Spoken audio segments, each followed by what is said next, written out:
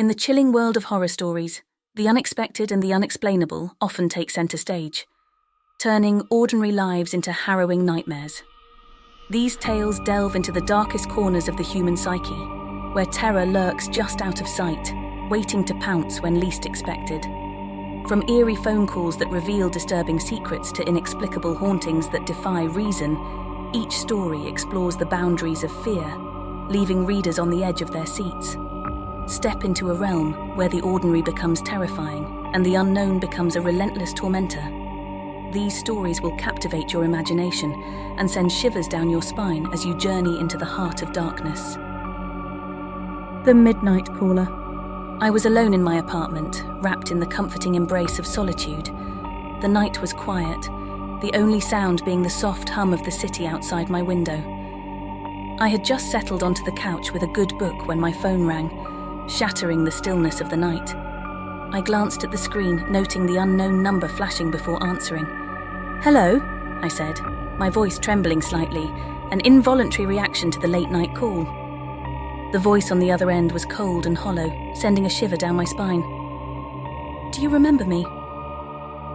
I strained to recognize the voice, but it was distorted, as if the caller was intentionally disguising their identity. "Who is this?" I demanded, my heart beginning to race. A sinister chuckle echoed through the phone. "You don't remember, do you? You should. After all, you ruined my life." Fear clenched my chest as I racked my brain trying to place the voice. "I don't know what you're talking about. Who are you?" The voice grew colder, more malevolent. "You don't recognize my voice, but you will soon. I've been watching you, waiting for the perfect moment to make you pay." Panic coursed through my veins as my mind raced to understand the situation. I had never been a part of anything that would warrant such a threat. "Please, you have the wrong person. I haven't done anything to anyone." The caller laughed again, a sinister sound that sent chills down my spine. "That's what they all say, but you'll remember soon enough." Before I could say anything else, the call abruptly ended. My heart was still pounding, and my hands were trembling as I stared at the phone in disbelief. Who could this person be, and what did they want from me? The unknown caller's words echoed in my mind, filling me with dread. I debated calling the police, but without any concrete information, it seemed pointless. Instead, I decided to lock all the doors and windows just in case, and tried to convince myself that it was probably a prank call from some bored teenager. As the hours ticked by, I found it impossible to shake the feeling of unease that had settled over me. Every creak and rustle in my apartment sent my heart racing, and the shadows seemed to morph into sinister shapes. I couldn't concentrate on anything, so I decided to stay up and wait for the morning light. Just when I thought the night couldn't get any more unnerving, my phone rang again. This time, I hesitated before answering, fear gnawing at me. It was the same unknown number. I took a deep breath and answered, my voice quivering. "Who are you? What do you want from me?" The voice on the other end was even colder than before. "You still don't remember, do you? That's disappointing, but you will soon enough." My patience had worn thin and my fear had transformed into anger. "This isn't a game. If you have a problem with me, just tell me what it is. I haven't done anything to you." The caller's laughter filled the line, a chilling sound that seemed to echo in the darkness around me. "Oh, but you have. You ruined my life, and now it's time for you to pay." My mind raced, trying to piece together any incident or encounter that could have led to this vendetta. But nothing came to mind. I was just an ordinary person, living an ordinary life. "Tell me who you are," I demanded, desperation creeping into my voice. "I can't address your grievances if I don't even know what they are." The caller grew quiet for a moment and then said, "You'll find out soon enough." Once again, the call ended abruptly, leaving me in a state of bewilderment and fear. This wasn't a prank, it was something far more sinister. I couldn't shake the feeling that my life was unraveling, and I had no control over it. I decided to call the police, hoping they could trace the unknown caller's number. As I spoke to the dispatcher, I couldn't help but feel like I was caught in the web of a terrifying mystery. The wait for the police to arrive felt like an eternity, and I watched the minutes on the clock tick away with growing anxiety. When the officers finally arrived, I explained the situation to them, handing over my phone for examination. They assured me they would do everything they could to track down the caller and identify the source of the threats. As I sat there, surrounded by police officers, I couldn't help but feel a modicum of safety. But the unknown caller's words still haunted me. Who could possibly hold such a grudge against me? And what had I done to warrant such a relentless pursuit of fear? Days turned into weeks, and the police made little progress in identifying the caller. My life had become a constant state of anxiety and paranoia. Every phone call, every unfamiliar face in the street filled me with dread. One night, as I lay in bed, unable to sleep, my phone rang again, the same unknown number. I hesitated for a moment, then answered, my voice shaking. "Who are you? What do you want from me?" I asked, my voice filled with a mix of fear and anger. The voice on the other end was no longer cold and distant, it was filled with manic rage. "You can't hide from me forever. I'll make you remember, make you pay for what you did." Before I could respond, I heard a knock on my apartment door. It was the police, responding to a frantic call I had made earlier. They had been monitoring my phone, hoping to trace the call, and had arrived just in time. With the police by my side, I watched as they traced the call to a nearby location. They stormed the place and apprehended the unknown caller, a person whose face was twisted with anger and madness. As they led the perpetrator away, I couldn't help but feel a mix of relief and fear. The mystery was finally over, but the scars it left behind would linger for a lifetime. The unknown caller had wanted to make me remember something from the past, but I still couldn't place the connection. I may never know the true reasons behind their obsession with me, but I was grateful to finally be free from their torment. As I watched the police car drive away with the perpetrator, I couldn't help but wonder what other secrets lay hidden in the depths of my past, waiting to resurface in the most terrifying and unexpected ways. The haunting phone call. The night was cool and crisp, a perfect evening for a long overdue date night for Sarah and Mark. The couple had been married for 12 years and had 2 children, but they rarely got a chance to spend quality time together. Tonight was different. They had managed to secure a babysitter for their kids, including their 8-year-old son, Ethan. The excitement was palpable as they walked hand in hand towards their favourite restaurant, their laughter mingling with the buzz of the city around them. The evening was magical. Over candlelight and a bottle of wine, Sarah and Mark reminisced about the early days of their relationship. They laughed and shared stories, feeling like young lovers once again. The hours passed by in a blur, and they cherished every moment of their time together. As they finished their dessert and prepared to leave, Mark's phone suddenly rang. Startled, he fumbled to answer it, not recognizing the caller's number. "Hello?" he said, his voice a little strained from the surprise. A small, trembling voice crackled through the phone. "Daddy, it's Ethan." Sarah watched Mark's face turn pale as he listened to their son on the other end. "Ethan, what's wrong? Why are you calling us so late?" Mark asked, concern tainting his tone. "Daddy, I'm really scared," Ethan stammered. "There's someone in the house and I don't know what to do." Sarah's heart pounded as she grabbed Mark's arm, her face drained of colour. "Ethan, sweetheart, we're coming home right now. Where are you? Are you safe?" she asked, her voice shaking. "I'm hiding in my closet, Mommy," Ethan whispered. "I heard strange noises, and then I saw a shadow moving in the hallway." Terror seized Sarah and Mark as they jumped to their feet. Without a second thought, they rushed out of the restaurant, leaving their dessert untouched and their romantic evening a distant memory. They hailed a cab and headed straight for home, the anxiety and fear growing with every passing minute. Mark kept Ethan on the phone while they raced towards their house, trying to keep their son calm. "Ethan, we're on our way. Don't make a sound, just stay in the closet and don't come out no matter what happens," Mark instructed, his voice quivering with dread. So, as they approached their neighbourhood, their hearts sank. The streetlights flickered ominously, casting eerie shadows on the quiet suburban road. Their house stood in darkness, a stark contrast to the usually warm and inviting beacon it was. Ethan's voice trembled on the phone. "Daddy, I can hear something. I think they're in the house with me." Mark's blood ran cold, and he urged the cab driver to step on it. The seconds felt like hours as they pulled up to their house. Sarah and Mark dashed out of the cab, throwing money at the driver without waiting for change. The front door was slightly ajar, swinging eerily in the wind. Mark and Sarah exchanged terrified glances before rushing inside. The house was freezing, and an eerie silence enveloped them. Their footsteps echoed through the empty rooms as they called out for Ethan. "Ethan, honey, where are you?" Sarah called, her voice quivering. Suddenly they heard a faint whisper from the direction of Ethan's bedroom. The couple followed the sound, their hearts pounding in unison. When they reached his room, the closet door was slightly open, and they saw their son huddled inside, tears streaming down his terrified face. Mark immediately knelt beside Ethan, pulling him into a tight hug. "It's okay, buddy. We're here now. You're safe," he reassured, his voice shaking with relief. Ethan clung to his parents, his fear slowly subsiding. "I'm so glad you're here, Mommy and Daddy.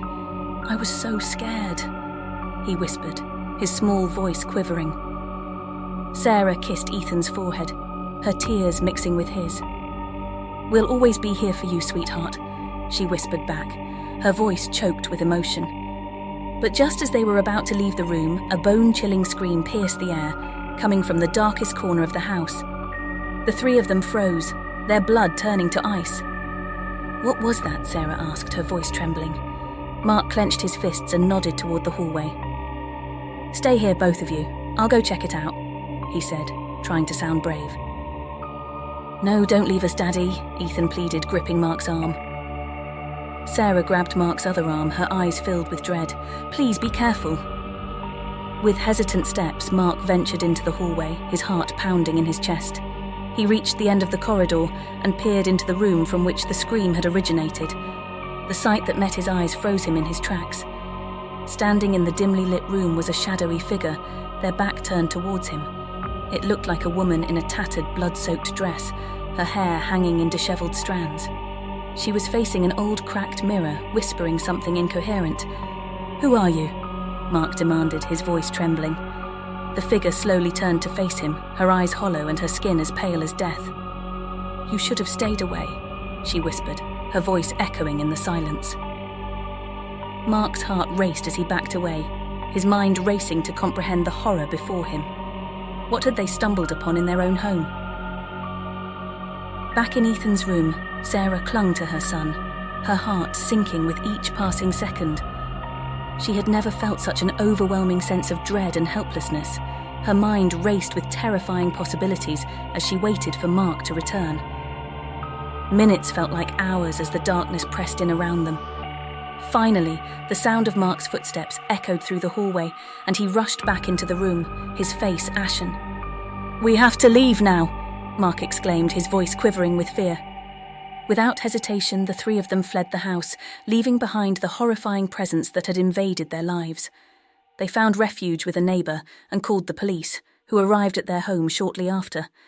But when they entered the house, they found no trace of the mysterious figure that had haunted them.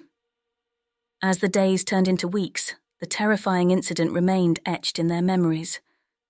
They couldn't explain what had happened that night, but one thing was certain. Their once-beloved home was forever tainted by a darkness they couldn't comprehend. The experience brought the family closer together, but the horrors they had witnessed left scars that would never fully heal. They moved to a new home, leaving behind the nightmares that had plagued their old one. But no matter where they went, the memory of that chilling night would always haunt their dreams, a reminder that sometimes evil could lurk even in the most familiar of places. The Silent Observer. It was a chilly autumn evening when the phone call came, and it marked the beginning of a nightmare I could never have imagined. I had just settled into my cosy living room, sipping a cup of hot tea, and contemplating the warmth of my fireplace. The room was bathed in a soft amber glow, casting long shadows on the walls as the fire crackled and danced. My phone rang, its shrill ringtone cutting through the tranquil ambience. I glanced at the caller ID, and my heart skipped a beat. The screen displayed "Unknown caller." I hesitated for a moment before answering, curiosity mixed with a sense of foreboding. "Hello," I said tentatively, my voice echoing in the empty room. There was a pause on the other end, followed by heavy, laboured breathing. It was unsettling, like the caller was struggling to breathe or trying to hold back a sinister secret. "You don't know me," a hoarse voice finally whispered, sending a shiver down my spine. "But I know you." My heart raced, and I felt a bead of sweat form on my forehead. "Who is this? What do you want?" I demanded, my voice trembling. The caller ignored my questions and continued. "I've been watching you, you know. Every move you make, every step you take." Fear clenched my chest as I looked around the dimly lit room, my eyes darting to the windows and doors. I couldn't see anyone, but the caller's words sent a chill down my spine. "You're mistaken," I stammered, trying to sound composed. "You must have the wrong person." The caller chuckled, a cruel and unsettling sound. "Oh, I don't think so. I know all about you. Your routines, your habits, your secrets." My mind raced as I tried to comprehend the gravity of the situation. How could someone know so much about me? I had always been a private person, keeping my personal life well guarded. "Who are you?" I demanded, my voice growing more desperate. "Why are you doing this?" The caller's breathing grew heavier, as though they were relishing my fear. "I'm your silent observer, your shadow in the dark, and I'm going to show you just how well I know you." With that, the call abruptly ended, leaving me in a state of dread and confusion. I tried to convince myself that it was a prank, that someone was playing a sick joke on me, but the chilling sincerity in the caller's voice made it impossible to dismiss. I decided to call the police, hoping they could trace the call and identify the caller. The officers arrived, and I recounted the disturbing phone call, providing them with every detail I could remember. They assured me they would do everything in their power to find the person responsible. As I waited for their investigation to progress, I couldn't shake the feeling of being watched, of being trapped in a twisted game of cat and mouse. My once peaceful home now felt like a prison, and I couldn't escape the suffocating sense of paranoia. Days turned into weeks, and there was no progress in the police investigation. The silent observer continued to torment me, making airy phony calls at all hours of the day and night. Each time, the caller would recount personal details of my life that sent shivers down my spine. They knew about my childhood home, my favourite childhood pet, and even the first time I had fallen in love. It was as if they had access to my most intimate memories, and they took sadistic pleasure in revealing their knowledge. One evening, as I lay awake in my bed, I received another call. The caller's voice was filled with malice and glee. "I see you, right now," they whispered. "I see you lying there, paralyzed with fear." My heart pounded in my chest as I scanned the room, searching for any signs of intrusion. The windows were locked and the doors were bolted shut. I was alone, and yet I couldn't escape the feeling of being watched. "Who are you?" I pleaded, my voice quivering with dread. The caller laughed, a haunting sound that seemed to come from all around me. "I'm closer than you think, and soon you'll see me." With those chilling words, the call ended, leaving me in a state of panic. I couldn't remain in my apartment any longer. I packed a small bag and fled, seeking refuge with a friend in another part of the city. Weeks turned into months, and the torment continued. No matter where I went, the silent observer seemed to follow. Their calls became more frequent, their threats more menacing. I lived in a constant state of terror, never knowing when or where they would strike next. The police were no closer to identifying the caller, and I had all but given up hope of ever escaping the nightmare. Sleepless nights and paralyzing fear had become my constant companions. One fateful night, as I lay awake in my friend's spare room, the phone rang again.